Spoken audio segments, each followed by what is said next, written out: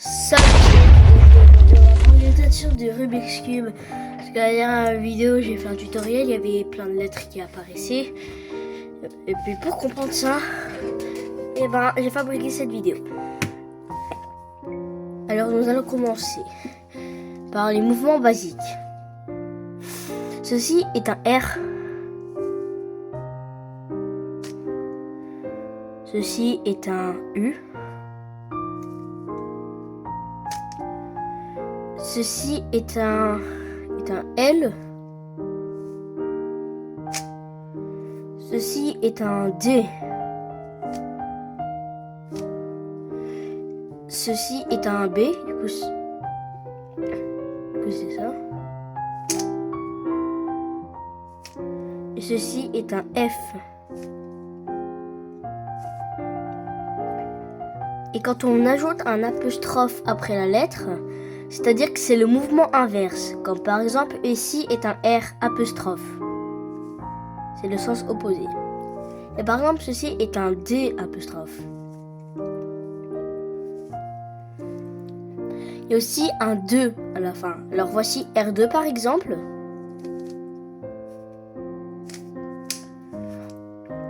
Et voici B2 par exemple.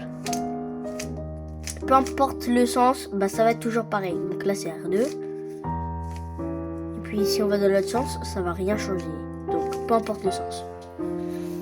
Alors après, on a aussi les mouvements des rayons d'au milieu. Voici M. Alors M, on va tourner de ce sens-là. Parce que entre L et R, M est plus proche de L dans l'alphabet. Du coup ça fait ça, M. Du coup aussi le S, ça suit le mouvement du front parce que c'est simplement plus proche de la lettre F. Et puis voici le E, du coup c'est plus proche de D. Pareil avec les deux, les apostrophes c'est tout pareil. Ouais, vous avez déjà appris une bonne partie du récit.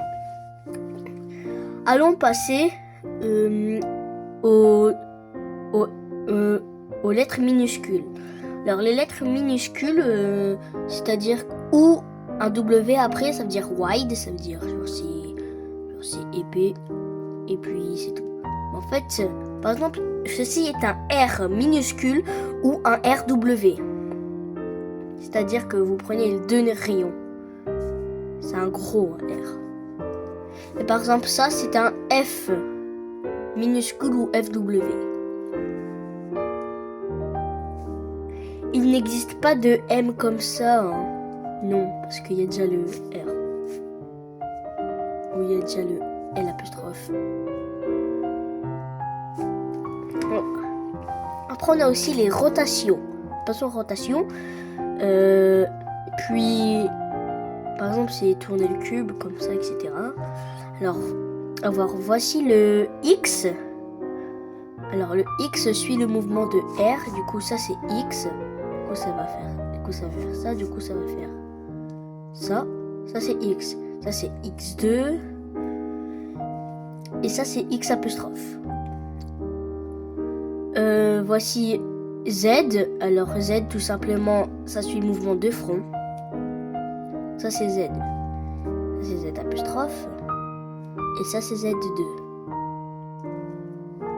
Et après, il nous reste Y. Y, ça suit le mouvement de U. Du coup, ça fait ça. Du coup, c'est-à-dire ça. Y normal. Y apostrophe. Y2. Là, vous avez appris les rotations. Et puis, je pense que ça, c'est bon. C'est toutes les notations possibles sur le 3x3. J'espère que ça va vous aider et je ferai une autre vidéo sur les gros cubes. Allez, au revoir, c'était Zach Isaac. N'oubliez pas de vous abonner et de mettre un pouce bleu. Ça coûte rien, ça demande aucun effort. En plus, ça me motive à faire d'autres vidéos. Allez, bye bye, c'était Zach Isaac.